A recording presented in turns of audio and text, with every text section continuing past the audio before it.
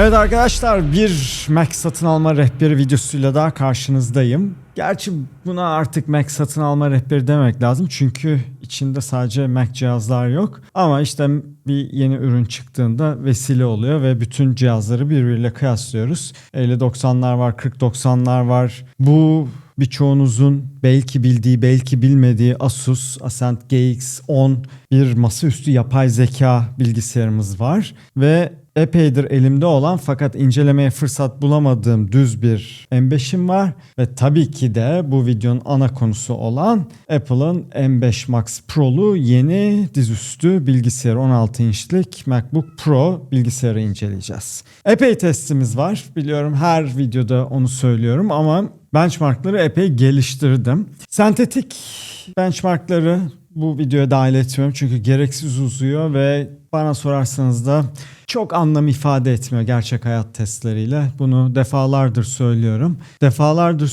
Defalardır söylememe rağmen sentetik benchmarkları da eksik bırakmıyorum. Çünkü onun da meraklıları var. Merak ediyorsanız dediğim gibi bu videonun içerisinde değil ama ekrana veriyorum. www.benchverse.com adresine giderseniz benim bütün sonuçları paylaştığım bir benchmark sistem var. Ekranda da veriyorum siteyi. Orada her şey detaylı bir şekilde var. Video içerisinde göreceksiniz. Bir takım grafikler ve tablolar gösteriyor olacağım. Atıyorum After Effects'e ya da Premiere testlerinden herhangi birine girdiniz. Orada G tuşuna basarsanız grafik prezentasyon moduna geçiyor. T tuşuna basarsanız da sadece tabloyu görüyorsunuz. Ayrıca M tuşuna bastığınız zaman sadece Apple ürünlerini görebiliyorsunuz. A tuşuna bastığınız zaman filtre bütün her şeyi gösteriyor. Bir de bazı gereksiz eski cihazları sakladım. Onun için de onları da görmek istiyorsanız H tuşuna basıp bütün her şeyi görebilirsiniz. Durum böyle. Çok fazla testimiz var. Bu testlerin arasında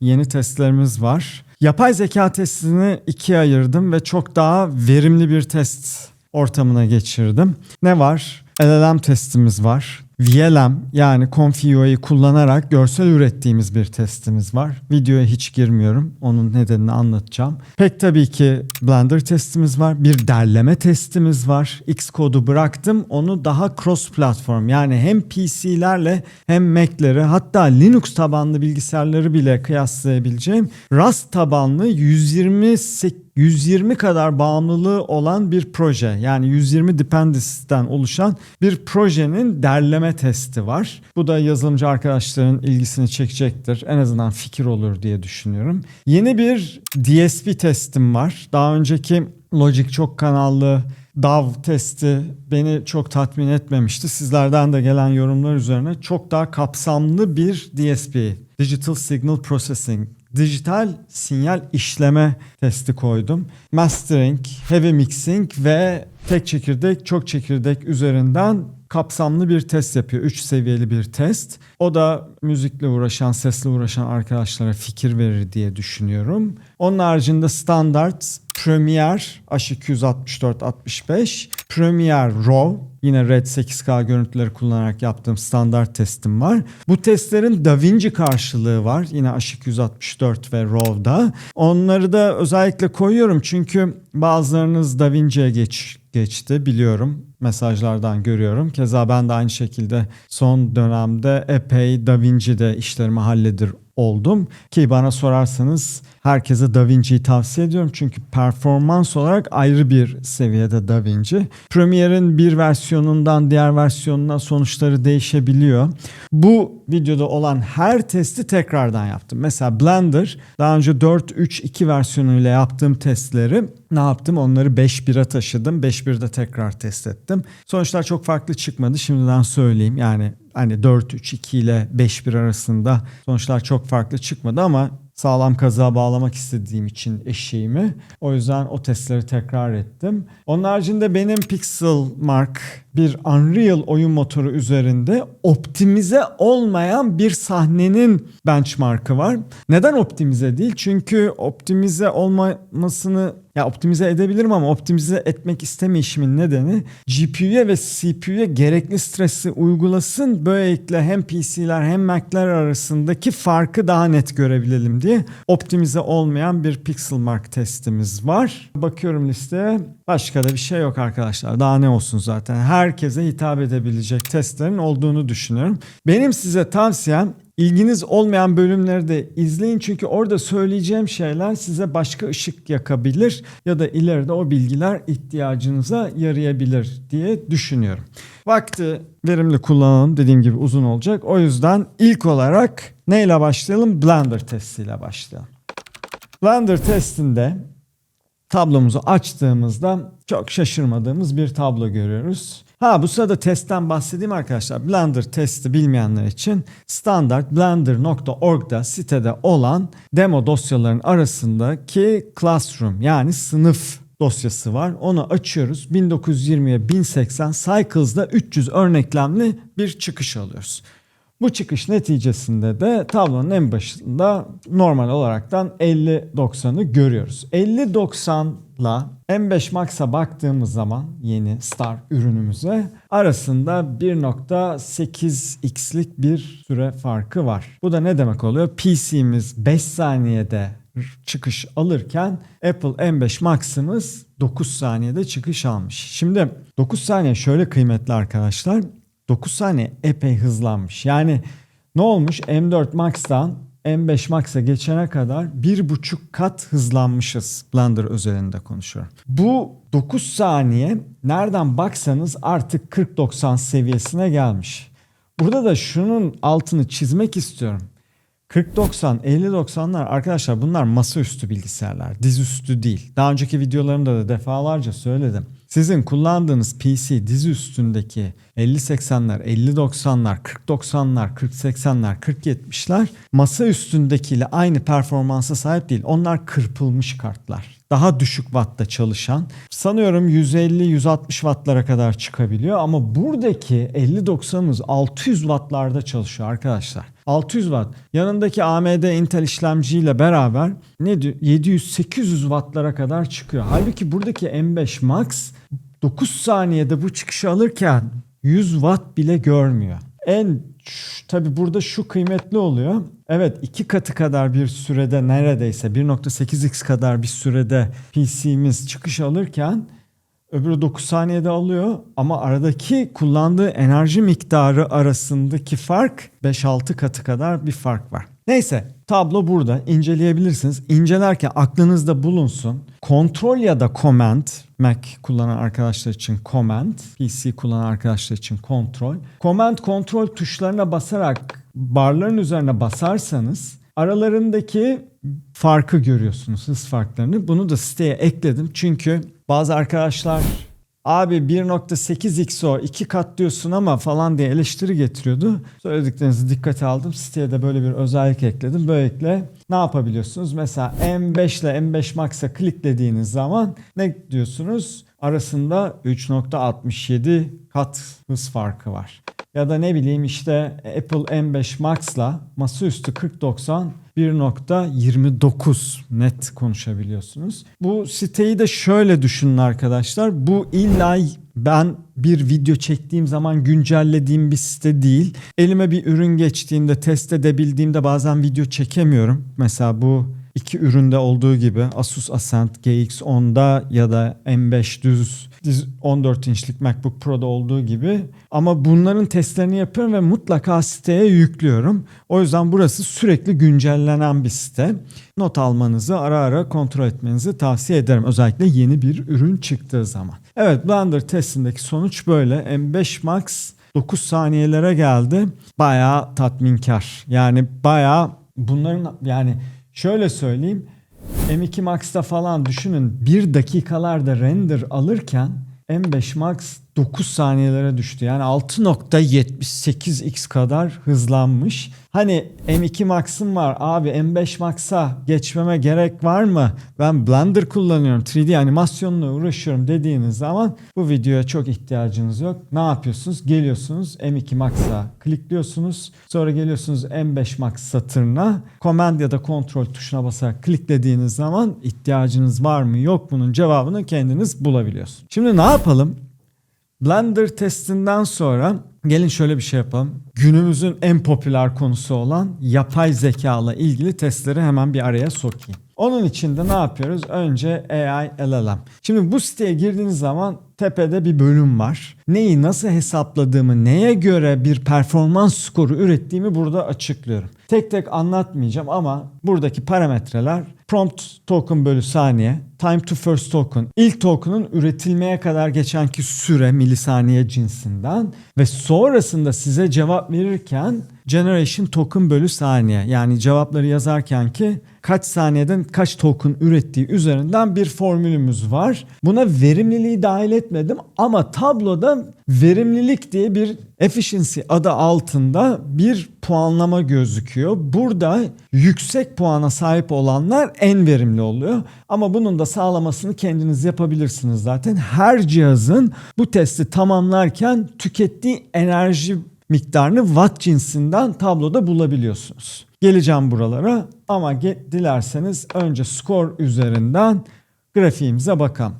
En tepede pek tabii ki de 50-90'ı görüyoruz. Bu sırada bu testimiz şöyle bir test arkadaşlar. Llama'nın 8 milyar parametreli modelini kullandım. Neden daha yüksek parametreli bir model kullanmadım? Çünkü yüksek parametreli model demek daha fazla video memory demek. Daha fazla video memory de demek bazı cihazların bunu çalıştıramaması, çalıştırsa bile verim alamaması anlamına geliyor. Çok fazla model denedim. 27 milyar parametreli model denedim. 3 milyar parametreli model denedim. 8 milyar parametreli model denedim. 80 milyar falan denemedim. Çünkü onu birçok cihaz zaten çalıştıramayacağı için en optimumda cihazlar arası kıyaslamayı 8 milyar parametreli modelle yapabileceğimize karar verdiğim için 8 milyar parametreli modeli kullandım. Dediğim gibi listenin en tepesinde 1159 puanla RTX 5090'ı görüyoruz. Peki bizim Apple M5 Max'ımız nerede? Kaçıncı sırada? 1, 2, 3, 4, 5, 6, 7.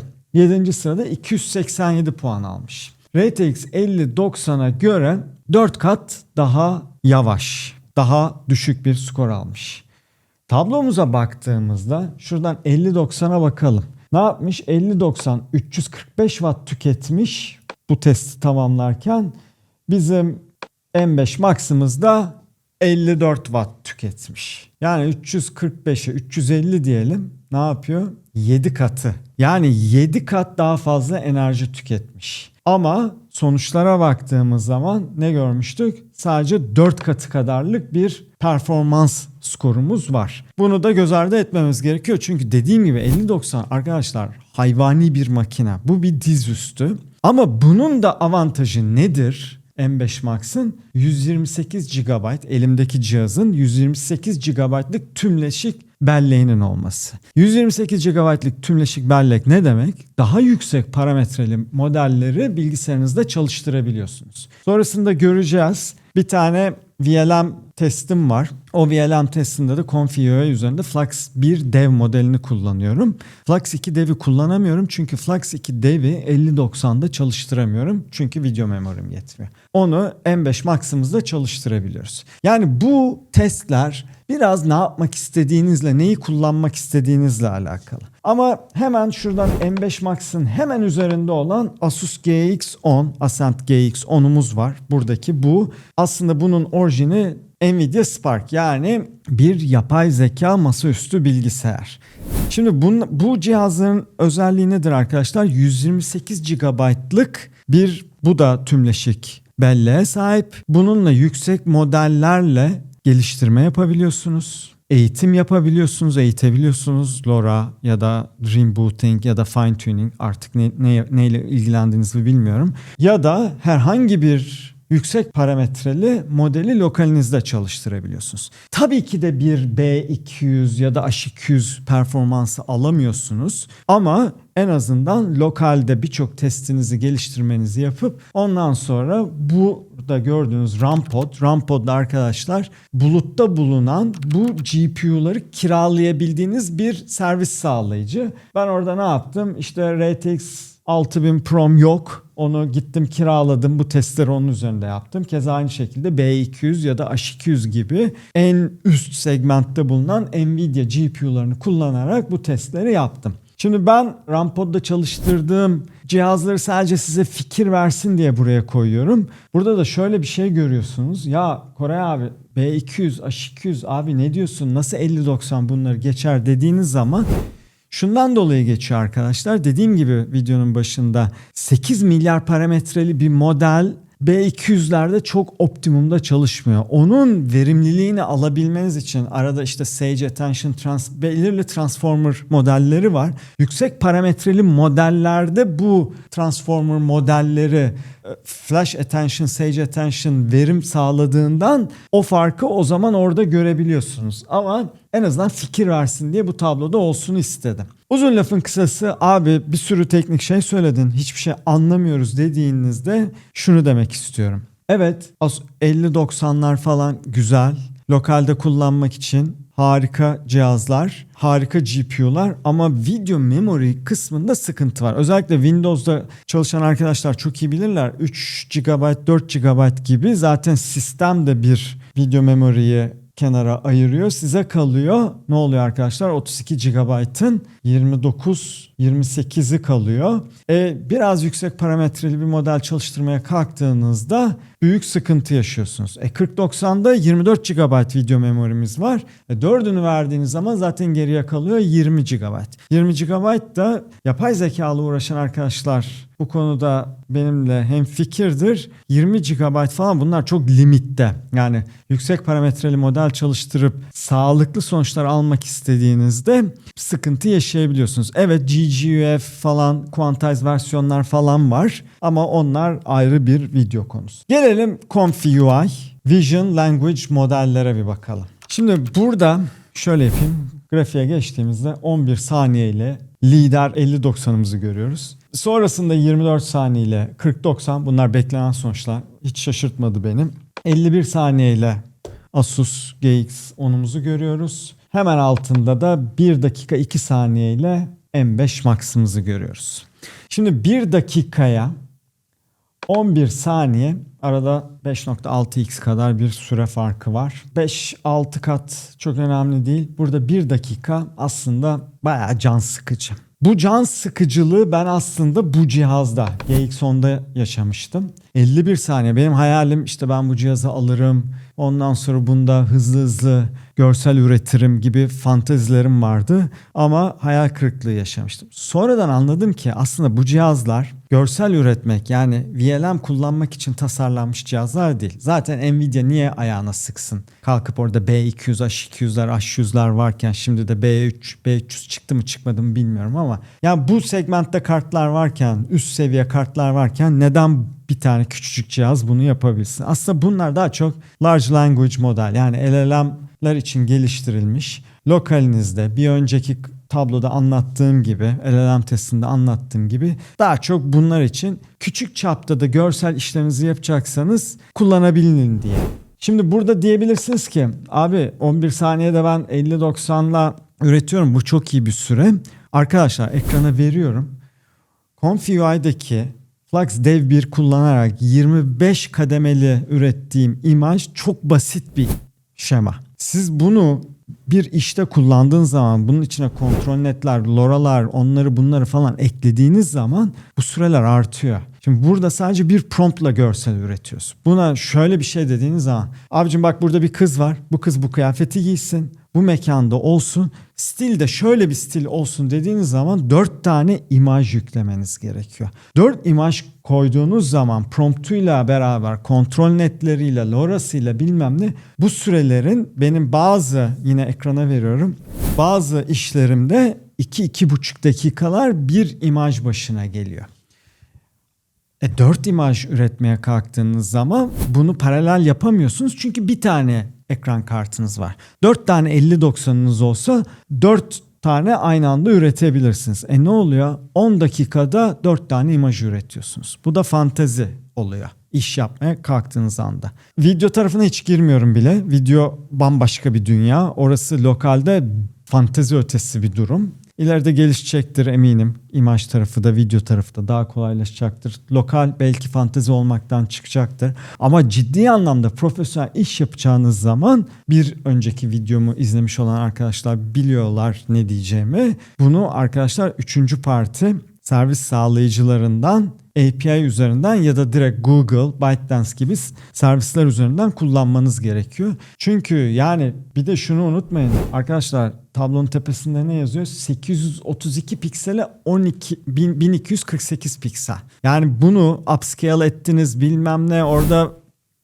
kayıplar yaşadınız. O yüzden işte Nano, Banana Pro gibi modeller sizin hayatınızı kurtarıyor. O zaman hem daha ucuza geliyor. Çünkü bir de bu süreleri tükettiğiniz enerji üzerinden düşündüğünüzde hiç karlı olmuyor. Çünkü öbür tarafta yani 10 sente falan bir görüntüyü, 4K'lık bir görüntüyü 40-45 saniyelerde üretebiliyorsunuz. O yüzden lokalde imaj sırf referans olsun diye bu tabloyu veriyorum. Evet 50-90 harikalar yaratıyor 11 saniye. Evet baktığınızda Apple M5 Max 1 dakika ama iş yapmaya geldiğinizde bu cihazlarla lokalde iş yapmayı unutun.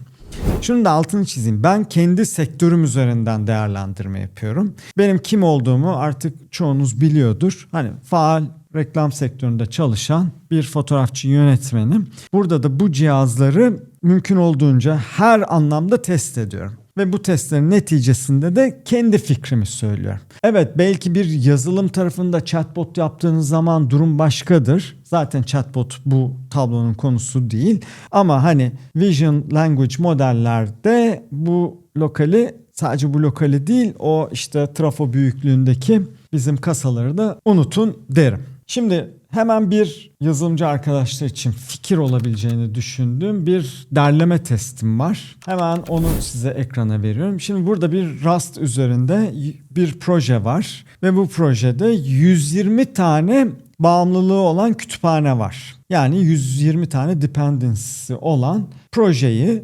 derliyorum ve bunun hem debug modelini hem de release modelini ayrı ayrı test ediyorum. Yani tabloya gelirseniz tabloda debug sürelerini görürsünüz. Debug compile'ını hem de release sürelerini görürsünüz. Release compile sürelerini görürsünüz. Arada arkadaşlar kusura bakmayın böyle İngilizceye falan kayıyor ama hani mümkün olduğunca Türkçe'de kullanmaya çalışıyorum. O yüzden şimdiden özür dilerim. Arada ağzım kayıyor olabilir. Şimdi tabloya baktığımız zaman burada başka bir durum var. Burada M5 Max'ımız 1 dakika 11 saniye ile 1. sırada. Hemen ardından bu cihaz geliyor. GX10'umuz geliyor. Şimdi bakalım. M5 Max burada. Bizim AMD Ryzen 9950X'li bilgisayarımız burada. 1.73x kadar daha hızlı sürede derlemiş. Hemen altında neyimiz var? Şöyle kıyas yapayım. Çok özür diliyorum. Kıyasladığımız zaman Ryzen 9 7950X. Bu sırada burası tamamen işlemci tabanlı. Yani burada GPU ile ilgili bir durum yok. M5 Max'ın 7950 X3D'ye göre neredeyse 2 katı 1.91x kadar hızlı derlediğini görüyoruz. Peki M5 Max ile M4 Max arasında nasıl bir fark var? 1.17x kadar. Çok hani kayda değer bir fark yok. Dediğim gibi bu siteye siz de erişebiliyorsunuz. Cihazlar arası mesela dediniz ki ya benim M1 Max'ım var. M1 Max'tan M5 Max'a geçmem gerekir mi abi? Yazılımcıyım. Derleme yapıyorum. Geliyorsun ikisine birden tıklıyorsun. Diyorsun ki 2.38x kadar artmış hızı. Ona siz karar veriyorsunuz. Ben cevap vermiyorum. Ya da ne bileyim abi hala M1 kullanıyorum ben. M5 Max'a geçeyim mi yazılımcıyım dediğiniz zaman da yine 3.59x gibi bir süre görüyorsunuz. Ne yapalım arkadaşlar? Araya bir audio digital signal processing yani dijital sinyal işlemeyi sokalım. Bunu daha önce Logic'te yapıyordum. Logic'te yaparken birçok müzikle uğraşan arkadaşım sağ olsun destek olmaya çalıştı ama oradaki VST'ler ya da eklentiler herkesin erişimi yok. Bir de bunların tabii lisansları biraz sıkıntı. Burada bir sürü cihaz üzerinde test ediyoruz. Bu lisansları oradan oraya taşı falan zor oluyor diye. Vibe Coding'le bir tane DSP yazdım. DSP yazmadım da DSP simülasyonu yazdım. Bunun detayını şimdi uzun uzun anlatmayacağım. Yine sayfaya gittiğiniz zaman tepede anlatıyorum neyi nasıl yaptığımı. Ama burada temelde 3 farklı test yapıyoruz. Bunlardan biri synth heavy, synth ağırlıklı. Bir tane mastering ağırlıklı. Bir de miksaj ağırlıklı. Bunların nasıl puanlandığını falan filan buraya koydum. Girersiniz, bakarsınız. Ama sonuçlar zaten müzikle uğraşan arkadaşlar 3 aşağı 5 yukarı bu sonuçları tahmin ediyordur. PC tarafı burada beklendiği gibi Mac'lerin altında kalıyor. Listenin başında MacBook Pro M5 Max'ımızı görüyoruz. 3859 puan almış. M4 Max'ımız 2901. Yani arada 1.3'lük bir performans farkı var. Hemen altında neyimiz geliyor? 9950X 16 core'lu bilgisayarımız geliyor. M3 Max zaten Mac'ler, M tuşuna basıp Mac'lere baktığımız zaman zaten işlem gücüne göre ve core sayılarına göre sıralı bir şekilde dizilmiş görüyoruz. Gelelim oyun motoru testi. Unreal Pixelmark. Burada arkadaşlar daha önce 5.3.2 versiyonuydu. Onu 5.7.3'e güncelledim. Siz de girip indirebilirsiniz. İndirdiğiniz zaman Mac için, PC için ayrı versiyonlar var. Ana sayfanın altında indirme linklerine erişebilirsiniz. Orada yapacağınız testler otomatik olarak Pixelmark genel bölümüne otomatik yükleniyor. Burası sadece benim size video yaparken kullandığım filtre edilmiş sonuçları gösterdiğim bir bölüm. Bunun testine baktığımız zaman da, bunun tablosuna baktığımız zaman da yine çok farklı değil. 600 wattlık 5090'ımızı 182 FPS ile listenin başında görüyoruz. M5 Max epey yol aldı. Yani şunu demiştim ben.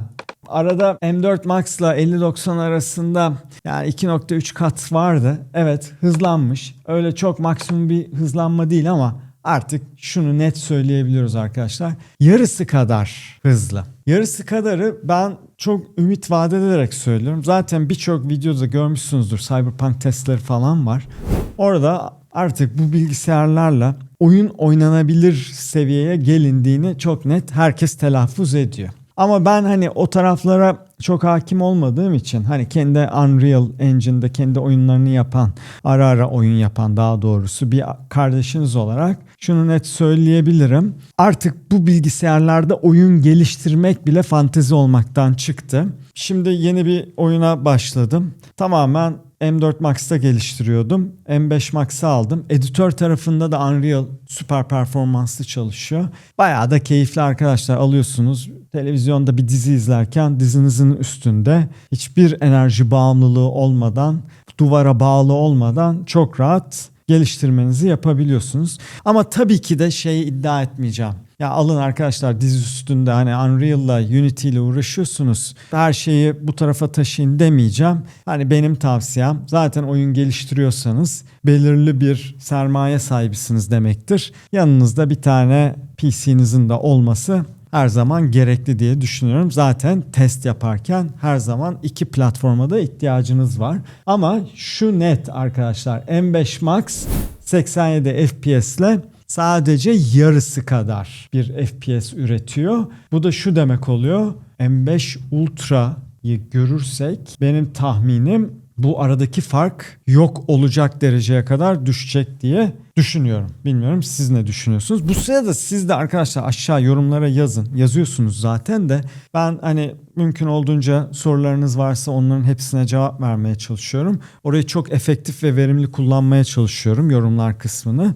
Dediğim gibi varsa sorularınız mümkün olduğunca cevaplamaya çalışırım. Ama bu benchwords.com sitesi soru sormanızı engellemek için yapılmış bir site. Her şey elinizin altında. Benim sahip olduğum bütün bilgiye sahipsiniz ve bunları filtrelemek, kontrol command tuşlarıyla sistemler arası ne kadar hız farkı var, ne kadar performans farkı var, bunları siz de kendiniz görebiliyorsunuz. Pixelmark Unreal Engine oyun motorlu testimiz de bu şekildeydi arkadaşlar. Evet, gelelim video ile uğraşan arkadaşları ilgilendiren önemli Premiere ve DaVinci testlerine. Premiere'le başlayalım. Premiere'de neyimiz var? 18 dakikalık bir vlog projemiz var. Bu benim daha öncesinde çektiğim bir Singapur vlog ve bayağı kapsamlı bir proje. Yani öyle lineerde dizilmiş arka arkaya görüntüler yok.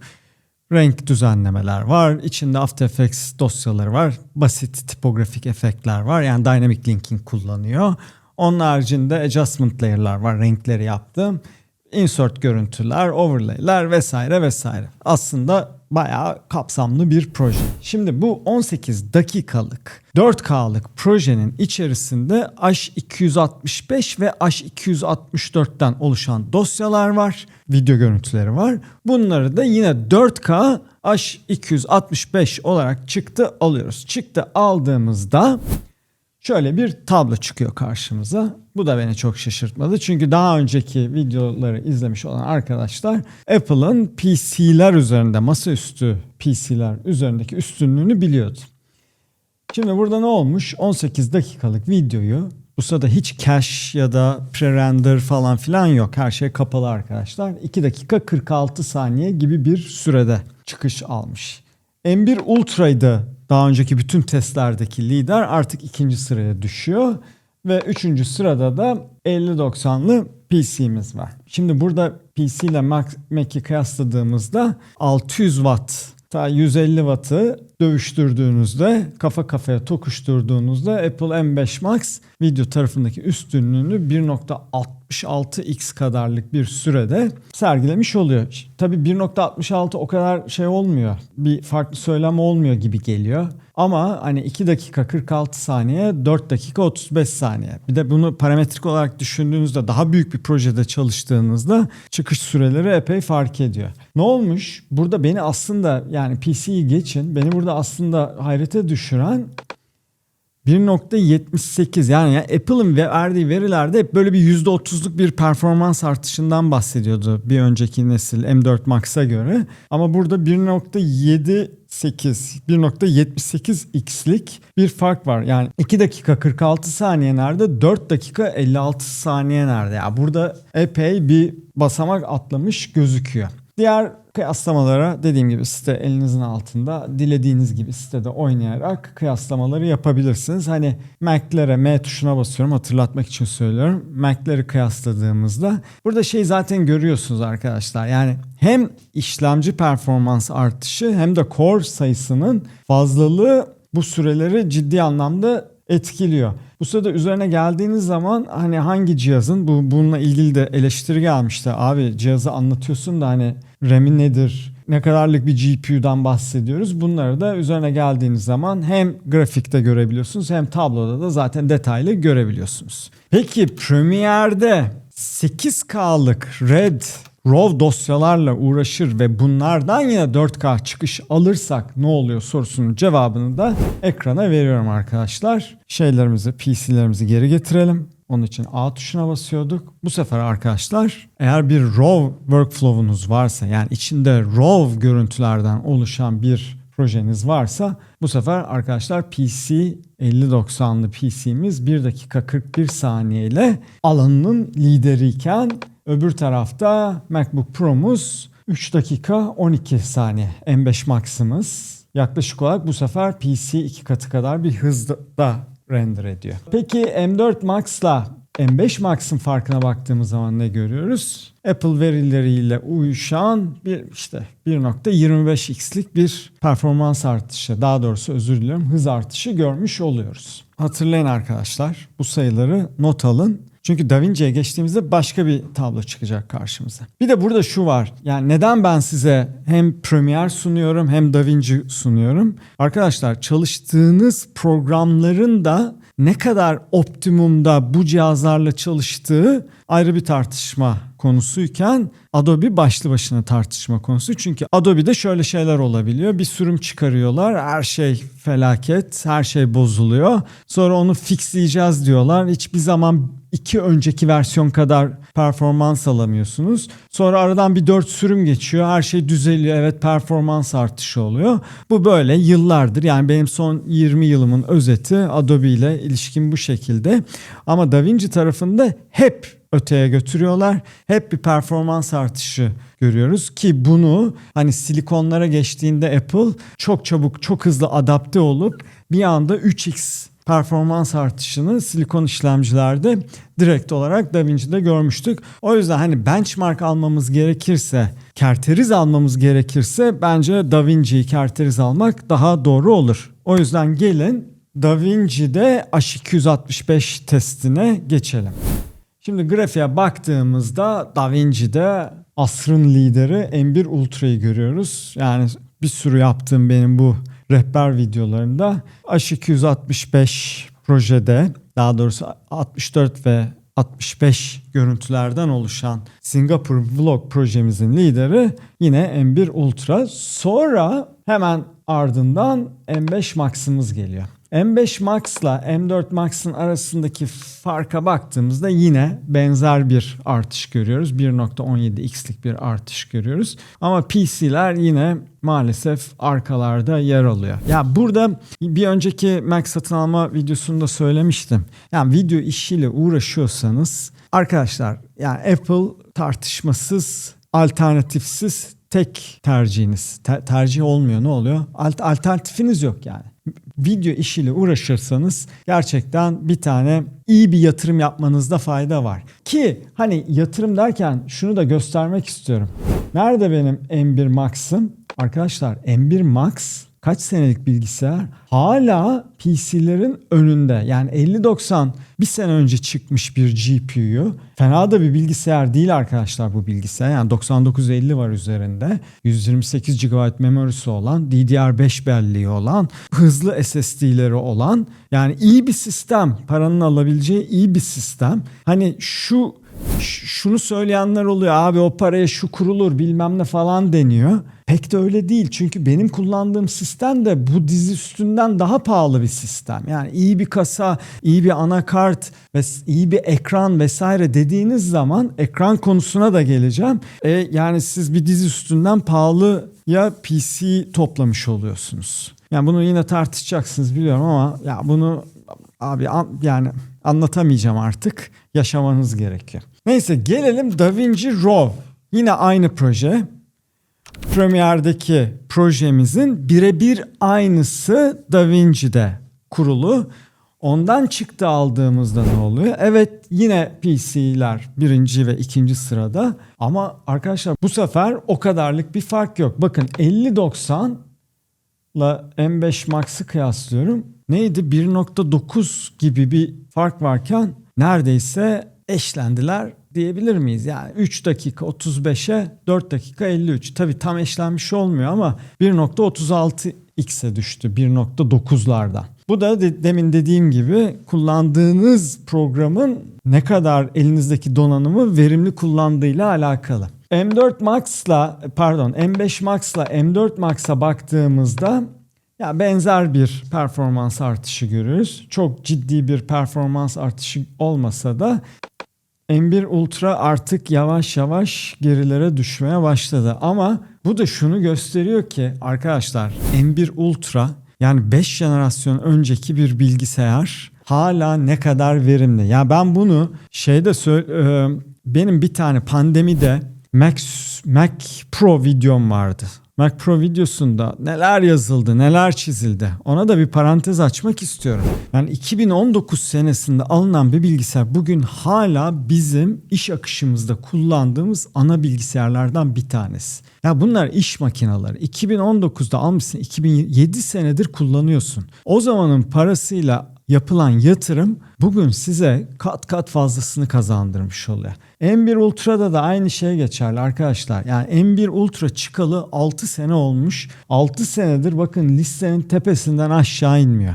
Özellikle video ve fotoğraf işiyle uğraşan arkadaşlar için söylüyorum. Keza aynı şekilde yazılım işiyle uğraşan arkadaşlar için de aynı şeyi çok rahatlıkla söyleyebilirim. Ya bunları aldığınız zaman 7, 8 hatta 10 sene olarak planlamanızı yapın. 10 senede bu cihazlar size ne kadar para kazandıracak ki şöyle bir şey de var, 10 sene beklemenize gerek yok. 4 sene sonunda bunu satın arkadaşlar, üzerine koyun, yenisini alın. Bu cihazlar ederini kaybetmeyen cihazlar ve iş yapıyorsanız zaten bunların hesabını yapmıyor oluyorsunuz normalde. Ama evet, yani oyun bilgisayarı olarak kıyasladığınız zaman benim size söyleyebileceğim çok fazla bir şey yok. Onu işte iş yaptığınız zaman kendiniz umarım anlarsınız. Evet, testlerimizin sonuna geldik diyeceğim ama son bir tane de sevgili After Effects'le masaüstü animasyon yapan arkadaşlar için bir tablom daha var. Onu bitireceğim.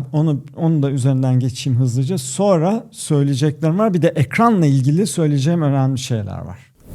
Evet, After Effects ağır bir proje. Bunun projesini de linke bırakıyorum. Bu sırada açıklama bölümüne bakın. Orada faydalı bilgiler var, linkler var, indirebileceğiniz benchmarklar var, indiremeyeceğiniz benchmarklar var. Bu projede şöyle arkadaşlar, After Effects tarafından, yani daha doğrusu Adobe tarafından onaylı bir benchmark projesi. 83 katmanlı bayağı kallavi bir proje. Bu hem GPU da kullanıyor, az da olsa GPU da kullanıyor ama CPU ağırlıklı bir proje. M5 Max'ımız tepeye oturmuş. 2 dakika 8 saniyeyle. Hemen ardından rekabetçi kardeşimiz 5090'lı PC'miz geliyor.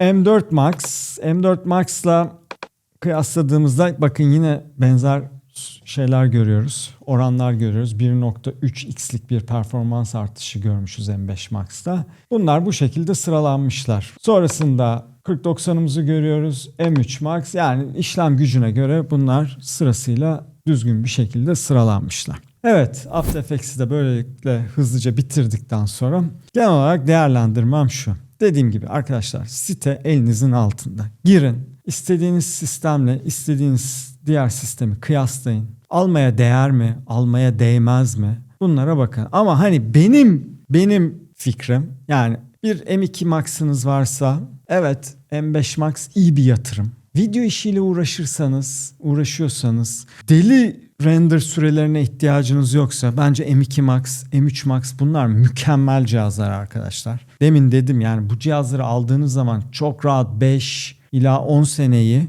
yaptığınız işe göre planlayabilirsiniz. Ama bir yandan değer kaybetmesin cihazlar, az üzerine koyarak ben hem de makine parkurumu güncel tutayım diyorsanız, tabii bunlar hep kararınızı etkileyen durumlar. Bunları yine en iyi siz biliyor olursunuz. Ben parametrik olarak size kıyaslama yapabileceğiniz verileri verdim. Girin bakın, kıyaslayın, kurcalayın, oynayın. Neyi alıp neyi almayacağınıza kendiniz karar verin. Bir de ne yaptı Apple arkadaşlar? 2 tane ekran duyurdu. Şimdi ekranla ilgili, ekranın incelemesine hiç girmeyeceğim. Niye girmeyeceğim biliyor musunuz? Çünkü böyle Delta E'ler, yok 99 DCI P3'ü destekliyor, %100 destekliyor falan. Bütün bu söylemlerimi, daha önce söylediğim her şeyi çöpe atıyorum. Aslında ben söyleyeceğim şeyin sinyalini size daha önce de söyledim. Şöyle bir dünyada yaşıyoruz. Özellikle görsel işlerle uğraşan, video, fotoğraf, yapay zeka ile fotoğraf, yapay zeka ile video, yazılımla uğraşan arkadaşları çok ilgilendirmiyor.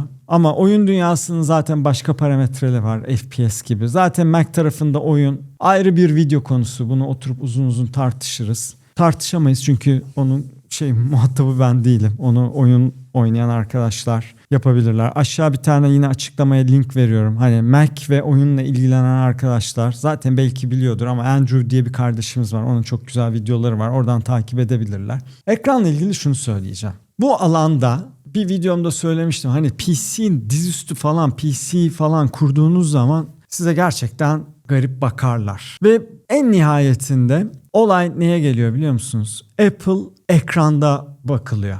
Videoda üretseniz bu telefonda olabiliyor. WhatsApp oluyor. Ya da ne bileyim mail atıyorsunuz, WeTransfer'le açılıyor, bakılıyor, izleniyor, ön izlemesi yapılıyor. Hani o eski dünya kalmadı. Prova baskı alalım.